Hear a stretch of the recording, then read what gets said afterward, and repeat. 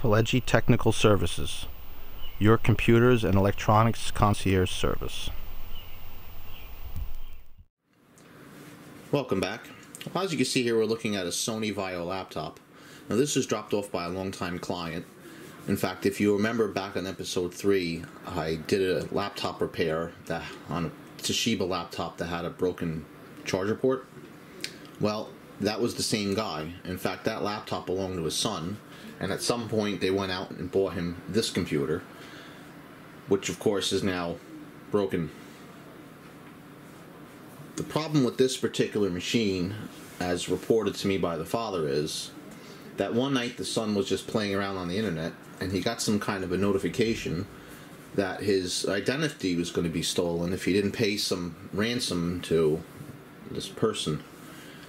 So immediately he shut the computer off and of course didn't tell his parents about it because he's only a teenager and he didn't want to, freak them out or anything like that. So he didn't say anything at all about them, but he did some research on companies that fix computers online, and next thing you know, he took $200 of his own money somehow and basically paid somebody over the internet to fix their computer. Of course, if you know anything at all about computers, you know this is a scam, all around. From the guy contacting him saying he's going to steal his identity, to the guy who said he fixed the computer. Now the father knew about this because the kid went running out the door to a car waiting outside, and he came running back in with this laptop. And of course the dad started prodding around and figured out what happened. Now I only know bits and pieces of the story because the father doesn't really speak that English that well, and he does his best to communicate to me what happened, but ultimately he wanted to bring the kid with him so the kid could explain. So this is a two-part problem. The first part is the dad wants me to try to figure out what the kid did. Where did he go to get this message to pop up? And the other thing is he wants me to make sure this doesn't happen. In fact, he gave me permission to wipe the computer completely clean. So that's probably not a bad idea. I could wipe it clean. I can load some of my, anti-malware, antivirus programs that I use on here. But before I get started with this, I gave it a little bit of a look to see what was going on with it. And before I even turned it on, before I even did anything with it, first exhibit we have is the power cord. Now remember, this is the same kid that had the broken charger port. So yeah, I'm going to take the knots out of this, clean this up a little bit, because that's just a pet peeve of mine. This is not a cheap replacement thing if you have to replace these. And if you could take care of them, just take care of it. It's a lot easier than having the, look, this wire's chewed up right here. There's no sense in beating these things up. But the other thing that was kind of scary is the father pointed out that when you open it, you have to be careful because it's loose here in the corner. As you see when I open it, you can hear it creaking. It's all cracked right here. He's like, the kid must have dropped it, Well, I don't really know what happened to it, but when I flipped it over to get a good look at it, I noticed all these screw holes are empty. So whoever worked on this took the screws out of it and never put them back. And that's of course why the screen is breaking up there like that, because that hinge point, those screws need to be tight, and if they're not, what's going to happen is it's going to pop off and break like it did. So that's another problem that I have to fix in this. Luckily I have extra screws. Whenever I take these apart for scrap, I save all those pieces, and most of those screws are universal. So I'm going to break this up into a few different tasks, I guess you could say. One of them is going to be sizing all these screws out and replacing them so this case is secure.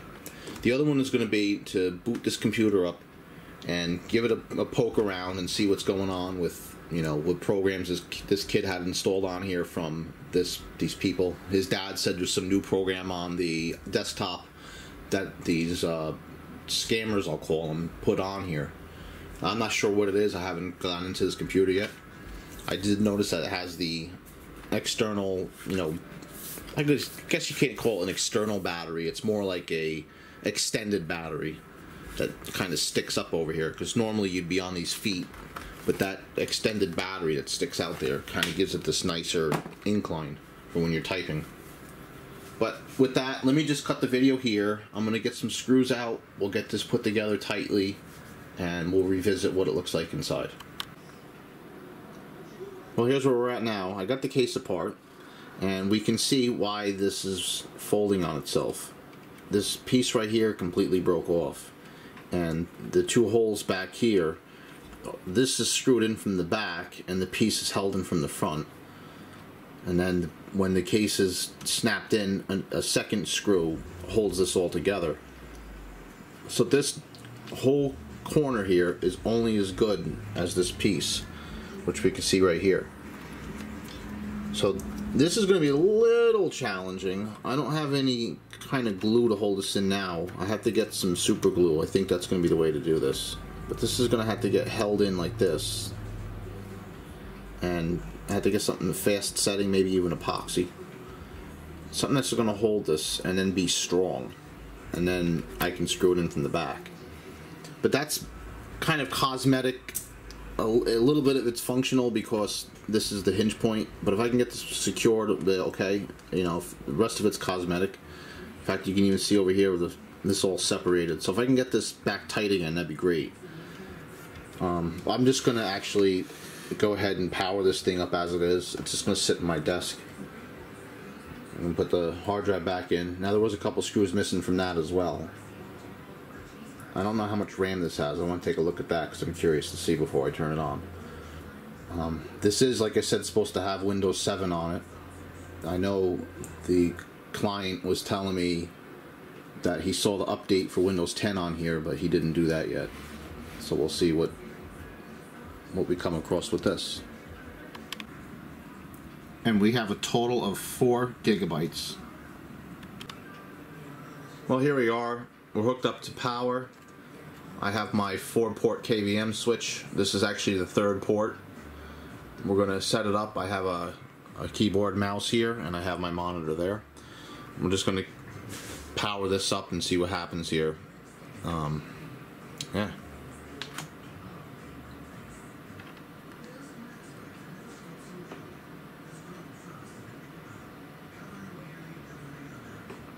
I'll switch over to the other monitor once I'm in Windows.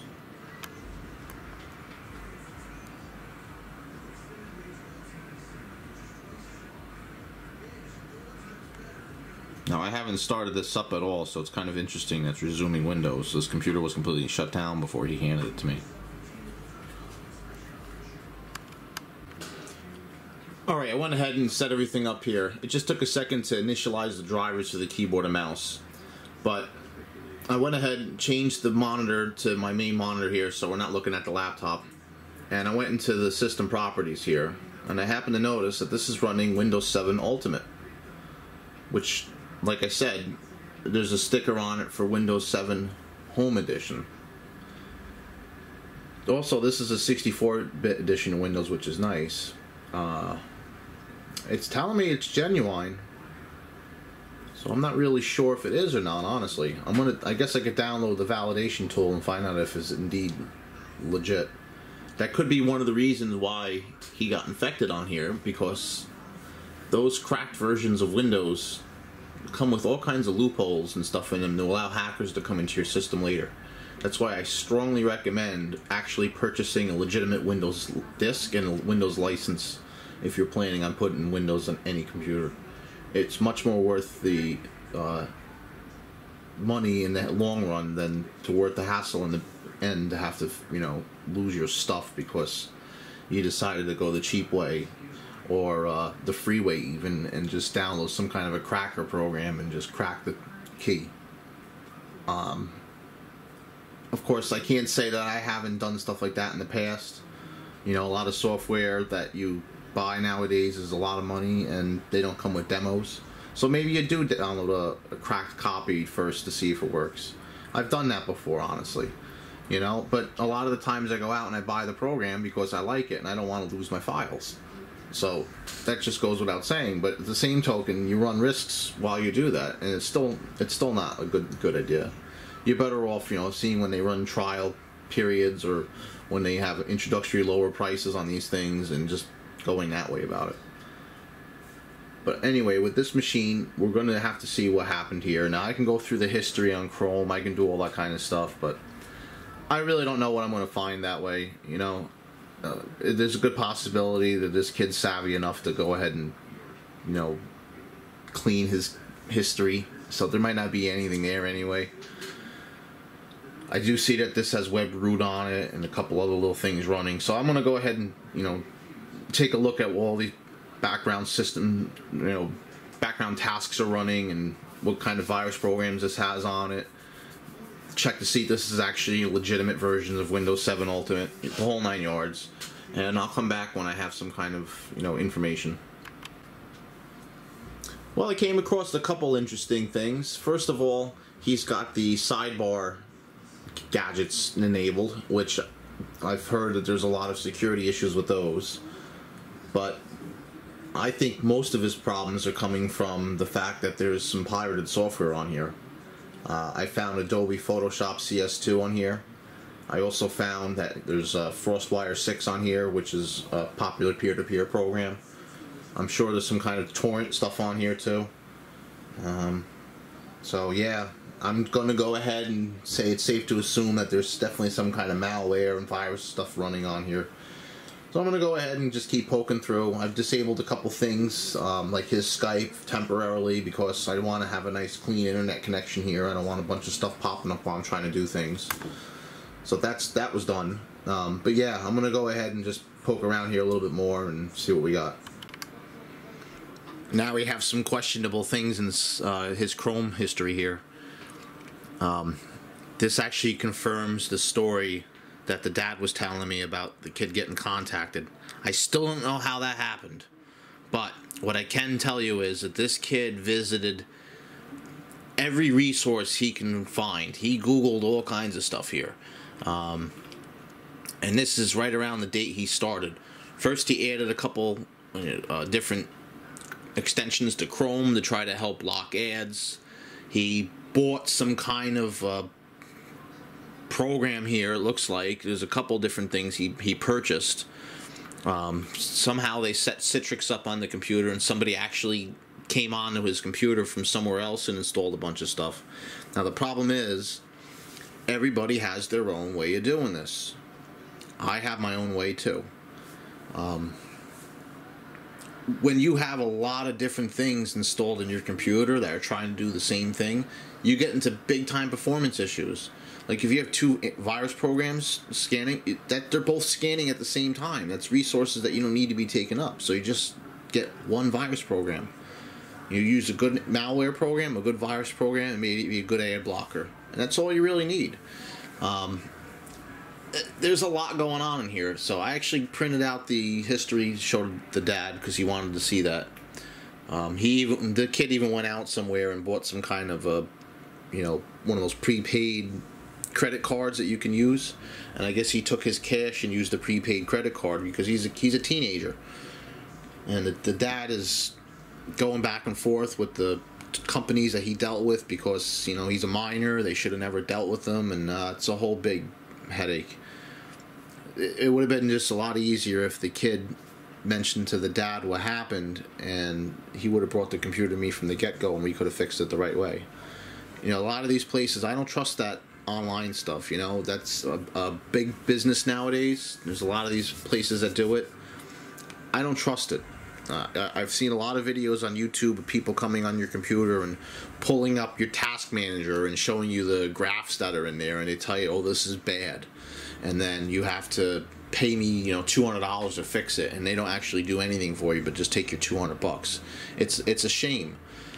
It's putting a lot of places out of business in a way, a lot of these brick and mortar stores, because, you know, you'd rather go to a Best Buy or one of these chain places or call up one of these scam places that you don't know what's going to happen, and it's putting, you know, a lot of people out of business.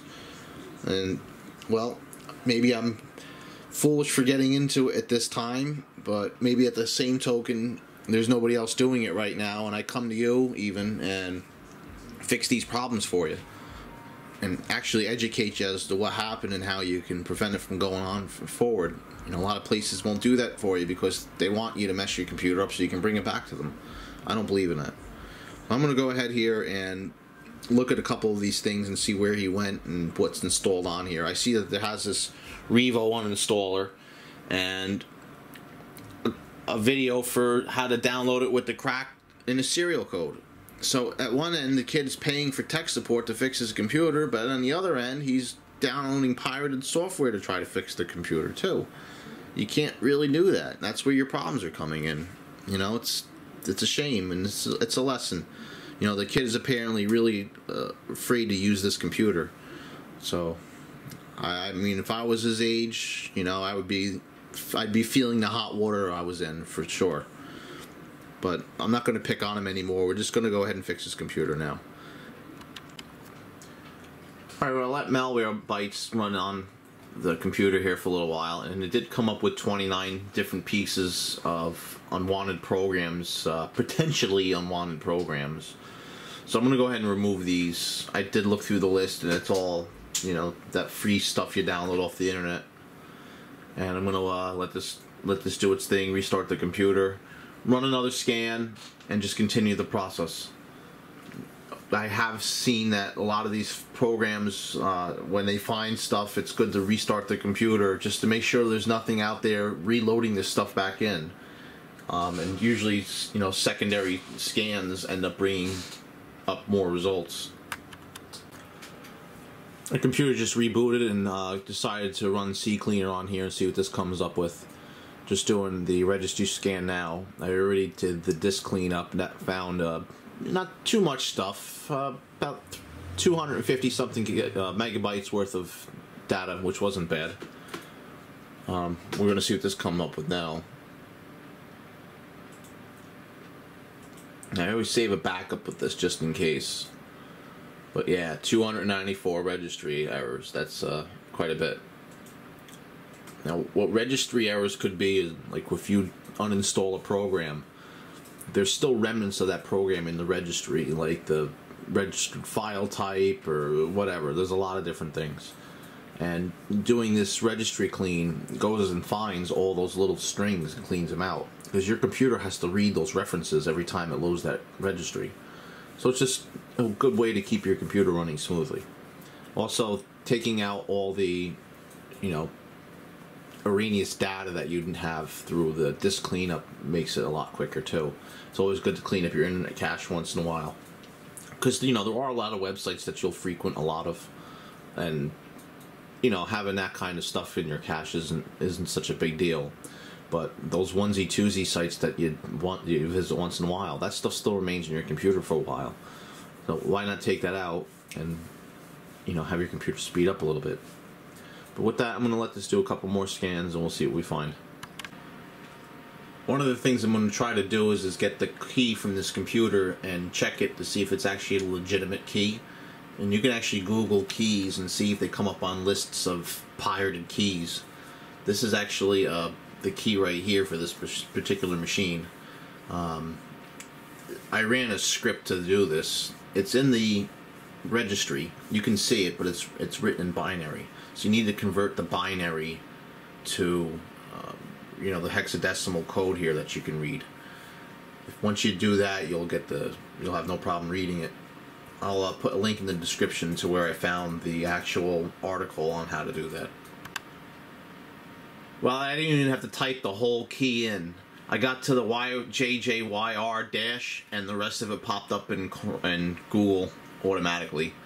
Yeah, you could see in one of these search results here, there's a Windows 7 all product keys YouTube video, and in the description they give you this particular key. So that's it. I'm 100% right. There's no doubt in my mind when I saw this computer that this was a cracked copy of Windows. Now I'm definitely convinced. I really wanted to double check that because, you know, if somebody actually bought Windows 7 Ultimate, I didn't want them to, you know, lose that if I restored this. Also, you know, I didn't want to have to really go through the process of, you know, doing all that if I didn't need to. and yeah, I need to. I tried to put security essentials on this. It wouldn't work. It gave me some kind of an error right away, saying something about compatibility mode. When I tried to Google it, just briefly skimming through everything, it seemed to point to there's some kind of a conflict in what you're running on here, and I bet you that was it. The other thing to point out was that Windows Update wouldn't update. It's actually sitting in the background. It's been running for a good half an hour now trying to find updates, and it hasn't found any. And the last time updates were actually done on this machine were back in July, which is definitely very suspect. So I'm just going to go ahead and just wipe this machine. I got the install CD on my other computer. I'm just going to burn one of them for this particular machine and just be done with it. It'd be a lot better in the long run, and when the user gets it back in his hands, he can decide to install whatever programs he wants at that point. And with that, I'm going to go ahead and get that all set up, and we'll be right back.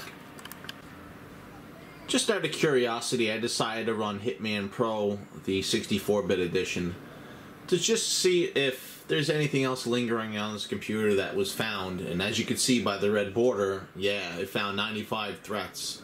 And these are legitimate threats that, unfortunately, Malwarebytes didn't find. I've had that happen, all these virus programs and malware programs and whatnot, they all have their own different algorithms and way they scan and whatnot. So yeah, I would recommend using a couple different ones, of course. Of course, with these types of programs, you have to be careful. Sure, you can go out and buy Norton, and you can get the whole Internet Securities package. You know what I find out about that? McAfee is the same way. It's resource intensive. And then you get like Avast. You know that little thing that pops up, that notification all the time? Your Avast has been updated. That's not necessary for me, That's why I use Microsoft Security Essentials. It's free, which is great. You don't pay a monthly service for it, which is great. There's no pop-ups from it. It's very minimal. I mean, if there is a pop-up, it's because you had some kind of a threat and it scanned it, but it's pretty good. I also, like I said, use Malwarebytes. I use the free version. You have to scan it manually. It doesn't really do anything for you unless you use it. If you pay for it, it will scan all the time, and then that's another story. Same thing with this Hitman Pro. Now, this one I actually have installed on a flash drive, and I just plug it into whatever computer I want to scan and just run it. And that works great. I don't have to actually put it on the computer. Again, this is just for seeking and destroying any malware. The end user is going to be the one in charge of what they want to use. They had WebRoot on here for security. If they want to go ahead and reuse that, they can go ahead and reuse that. But ultimately, I'm just going to put Malwarebytes, the CCleaner, and the antivirus program from Microsoft on here, and just leave those 3 core programs, and I'll explain to the client, this is what I use, so on and so forth. Hitman, Hitman works really good. If I remember correctly, it is one of those ones you can pay for if you'd like, but I use that as like the next step. Usually when the computer's really well infected, I use that just to make sure everything's cleaned up. This wasn't a necessary step in this computer since I am going to wipe it. Speaking of which, I'm trying to look at the code now in the back of the computer here, which luckily I can read. The CD I have a copy of is the install CD from the retail version. So I have to find an OEM version, and particularly if I can find the Sony restore disc for this computer and download it someplace, that'd be better. But the OEM version of Windows, if I can get that to go on here and then use the code on the back of this computer and get it to activate that way, in my opinion, that would be the best way, because you don't get the bloatware that comes with this Sony computer. All these OEM people, manufacturers, I'll say, have bloatware in these computers. Whether it's HP, Dell, Sony, Acer, Asus, doesn't matter. They all have it. If you buy a tablet, a phone, any of these things, Even Windows now has its own bloatware. If you look at Windows 10, everything's an app. I don't necessarily need all these apps running on my phone or my computer or whatever, that's what takes up all of your resources. It's like music. How many different music programs can you get? Maybe there's one you like and you want to use, but your computer already comes with, you know, Windows Media Player and now this new music app that they have on the Windows 10. It's all, to me, redundant. You know, give me the least amount of stuff. Let me set it up how I want. But then again, you know, I'm a geek of sorts. I'm not the average everyday user who might not know about certain programs out there. So if you introduce me to them, that would help me, you know, and I get that. But simple is better, less is better. So I'm gonna go ahead now and just get this going. I'm gonna find that CD and download it and install it. Well, I got a little late last night, and I kind of put the project on the back burner for a little bit before I went to bed.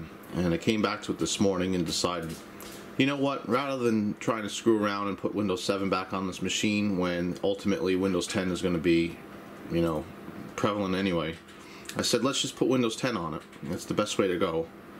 So I'm using my computer to download the installation tool, which is converting the USB stick that I have plugged into the installation media. So I don't have to burn it to a disk, which is great.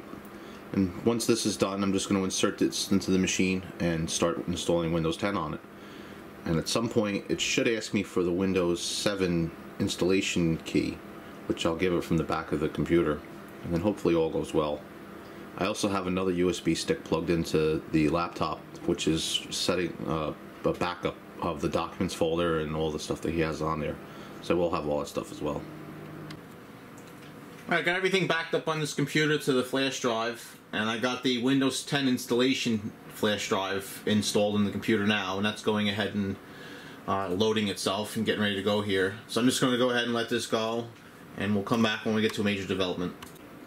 So apparently there's a prerequisite before you're doing a clean install of Windows 10 on a Windows 7 machine, and that is you actually have to have Windows 10 on this machine first. The problem is you have a Windows 7 security key, but you don't have a Windows 10 key. So when you go to try to load 10 on here without the 10 key, it won't let you do it. And there's also no way to convert the key from Windows 7 to Windows 10. So what you have to do is take the computer, upgrade it to Windows 10, which takes the hardware on here and verifies it with Microsoft servers. And then you can go ahead and do a clean install afterwards, in which case, when it goes to activate the computer, it'll look at the hardware and cross-reference it to Microsoft servers and allow you to do so. So I have to do that first in this machine. So I'm going to go ahead and initiate the process. I'm actually going to use the same file that I downloaded for the USB stick and just transfer it to this computer and then have it go from there. The laptop has rebooted after loading the installation files, and it's going to go ahead and start the Windows 10 setup for the 64-bit edition. The system just asked me to insert the key, which I had to skip for now. There's a couple times it'll ask you for it. You just got to kind of keep skipping through it, and then it should automatically activate itself through Windows Server because you're doing this as an upgrade. We'll see when I get to that. I got the partitions deleted, so now I can create a new partition and Windows will install into that partition. Here's yet another prompt for the key. We're just going to go ahead and click do this later and follow the rest of this. And here we have the desktop. We're up in Windows 10 now, and if I go through here and see, we're going to go into the settings, make sure this is activated before I do anything else. It says that Windows isn't activated.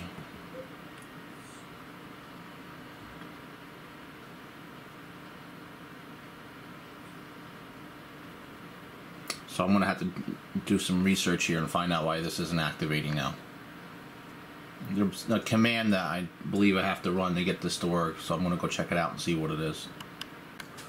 What I need to do is open up an administrator command prompt. So I need to press the Windows key and X, and then go to command prompt admin. And I'll click yes here, and then at the command prompt, I'm typing slmgr.vbs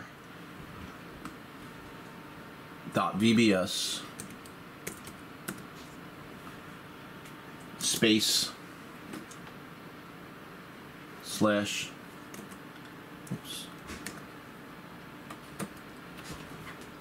ATO, and then enter. Now that, I'm not really sure if that did anything or not. That's supposed to start the activation process. And I've also heard some people say that this takes a little while, so I'm going to let this sit here and we're going to see, you know, what happens. I've never done it this way before. I've just done Windows 10 on, you know, the upgrade like most people have. I've never done it from a clean install. And apparently there was a way to do the clean install right from the installation media, so I just went ahead and did that. So let's see, it looks like something popped up here. Okay. So what I'm assuming is going on here is the key that's in this computer that was loaded up from Windows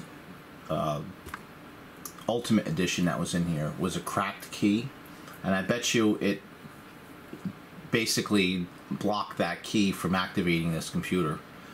So I'm going to go ahead and say that this isn't going to work this way, and I'm going to go ahead and put Windows 7 back on the machine, and then we'll go ahead and see if maybe we'll do Windows 10 from there. I wanted to try this. I had a feeling this is what was going to happen, but I wasn't 100% sure. I figured maybe there was a chance I can go ahead and have this, you know, read the computer's hardware and do it that way, but no. It did actually look at that key. So that's another reason why you don't want to use pirated software. So I'm going to go ahead and cut the video here. I'm going to throw the Windows 7 disk in and see where we get with that. One of the things we have to do is make sure we go into the BIOS settings and change the boot order to boot off the CD-ROM. That way, of course, when I put the disk in here and restart the computer, it'll start to load Windows 7. And I'm hoping at some point when it asks for the code, I could put the code on the sticker here and actually lock that code into this computer. And then, like I said, we'll entertain doing Windows 10 at that point, because it should be able to automatically activate. After a couple screens, the setup is starting. Now, just like the Windows 10 installation, we have to go ahead and delete these partitions. This is just to make sure we get the Windows 10 stuff off of here. Have a clean slate we could start with Windows 7. In a couple screens it should ask me for the key. If not, it'll ask me once Windows is actually up, and then we'll go from there. Okay, here's the moment of truth. It's time to put the code in and see what happens. Well, it looks like it accepted the code. So yeah, I'm just going to continue on with this process and see what happens when we actually get into Windows. When it actually gets online, I have the drivers hooked up for the internet and whatnot, and it connects to a Windows server. We'll see what happens then, but it looks like it's working so far so good. Well, we're up to the desktop, and I am online right now, but there are some drivers that are missing on this computer. So I'm going to go ahead and go on to Sony's website, put the model number in. I'm going to download all the Windows 7 drivers to this computer onto a flash drive. We're going to get that hooked up, get everything set up, and once I'm confident with the drivers and I know this thing's activated right, we're going to try the Windows 10 activation again. Okay, we're successfully loaded into Windows 7 here. All the drivers are done. I'm validated with Windows. The key that came with this laptop worked perfectly.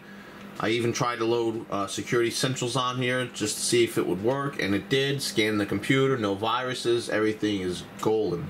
So now I'm going to attempt to put Windows 10 on this, since we do have a clean install of Windows. I am, like I said, set up with Windows Server, so I shouldn't have any problem with activation this time. No longer do we have that bootleg copy of Windows 7 Ultimate that was on here with the cracked key, and that was our main problem. So let's see what happens once I get that installed. That was just a matter of putting the USB stick in here and running the program and letting it go.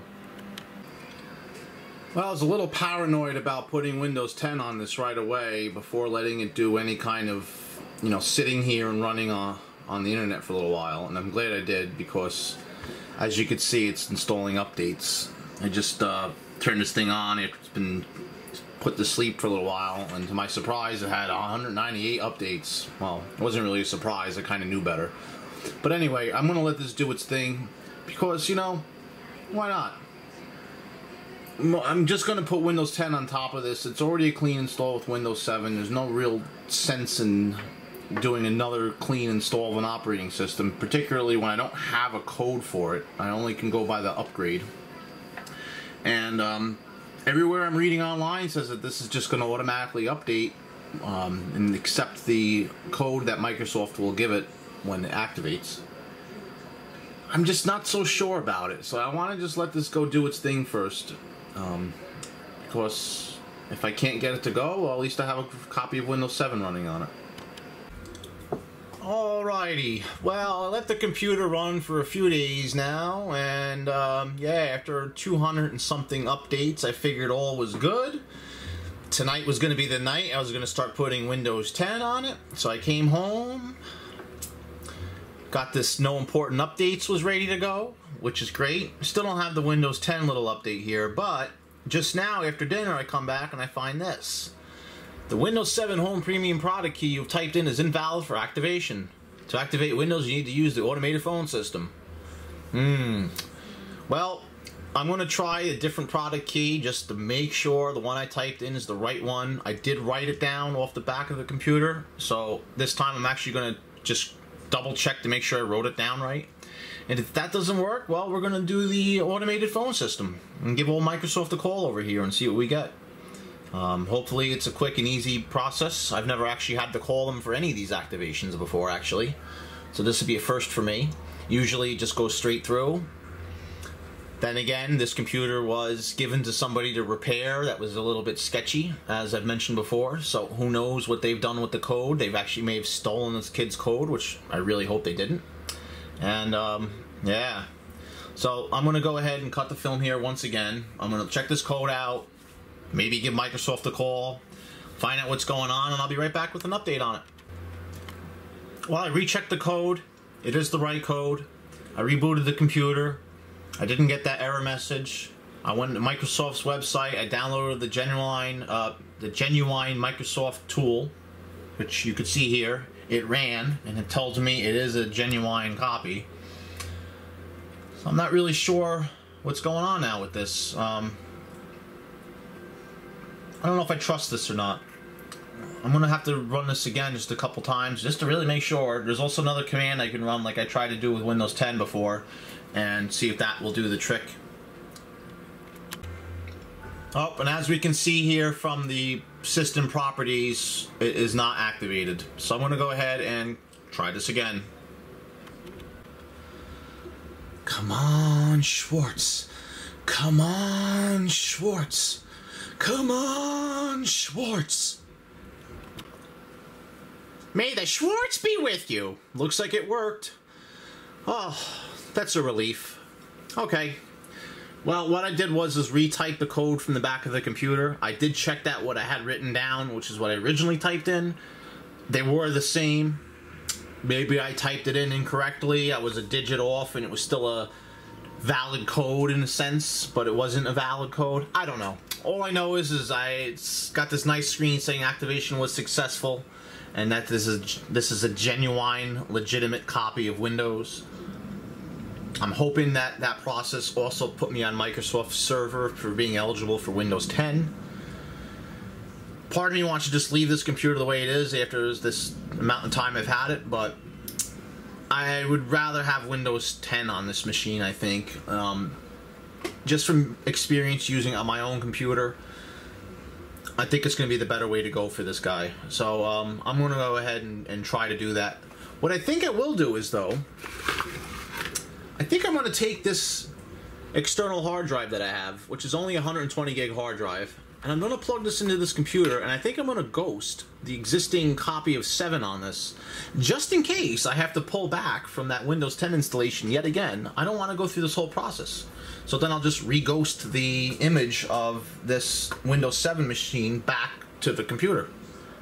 So that'll take just a few moments to do. I'm going to go ahead and do that. Now, to do that, by the way, since this is a Western Digital hard drive, I'm going to go to their website and download the Acronis hard drive utility that will allow you to do that, which is free for Western Digital users, providing obviously they have a Western Digital drive, which that's the only thing I buy basically. So that's a good way to save a couple bucks on a, you know, ghosting program. I mean, you could use like Clonezilla or, you know, any of the probably umpteen million different free programs you can download nowadays to do that exact, you know, process. But I find that the Western Digital program is a great one. You can buy Acronis on its own and use it for any hard drive, but that's a little bit more money than I would like to spend on it right now, especially for commercial usage. So yeah, I'm just going to go download the free program, put that on here, get it running, back up this hard drive to the external drive, and then we'll try Windows 10 one more time. Also, I just noticed the Windows experience is a 5.0. Now, if I remember correctly, when this was running Windows 7 Ultimate, it was only like a 4.3. And there hasn't been any hardware changes made to this machine. So that's really curious. I'd be wondering, be interested to find out why that actually increased. Well, the Acronis True Image program went ahead and backed itself up, or cloned itself would be a better way to say that. And after restarting the computer, we got the Windows 10 logo in the corner, which is beautiful. That's excellent. I wanted to see that. I wanted to make sure this computer could actually get to that level, and it looks like it will. So I'm going to go ahead and do that. Considering the fact that this was a clean install of Windows 7, and 200 and something updates later, it's ready for Windows 10. That's a really good sign. I'm still a little weirded out by the fact that this initially didn't take the activation, but then it did later on. So with that, I'm going to go ahead and do the Windows 10 upgrade, and we'll see you on the other side of that. Well, we made it. We're in Windows 10. Everything's running perfectly. Activation went smoother than I expected, and we're now left with a completely legal and clean version of Windows 10 on this machine. This video is obviously done over a few days, so we can finally recap everything and sum it all up. So, like I said in the beginning, this computer came to me because the owner's son managed to download some pirated software on it, and somehow doing that and getting some kind of a notification from somebody saying that his identity's been compromised, and him believing it, caused him to hire a third party to fix the computer over the internet. Actually, it seems like quite a few people tried to help him out with it, and he paid some money and bought some programs and pirated some other stuff, and it was a mess, basically. And I had to refresh the computer with Windows 7, but he had a bootleg copy of Ultimate on here, and it was trying to install Windows 10, which of course wouldn't work because the activation failed because it had an illegitimate code. And I had to basically revert it back to Windows 7 from a disk that I had, and then I had activation issues, and I finally got it going, and then got it into the Windows 10 environment. So we're left, like I said, with a nice clean machine. So with that, I'd like to thank you for watching the video. There will be a follow-up video to this when I actually get the case running, because this video is quite long as it is just for the software side of it. I do have to get that back together and fix the cracked parts of it, so that'll be a secondary video to this one. In fact, it'll probably be a whole nother episode. And then there'll be other stuff coming up after that. So, see you then.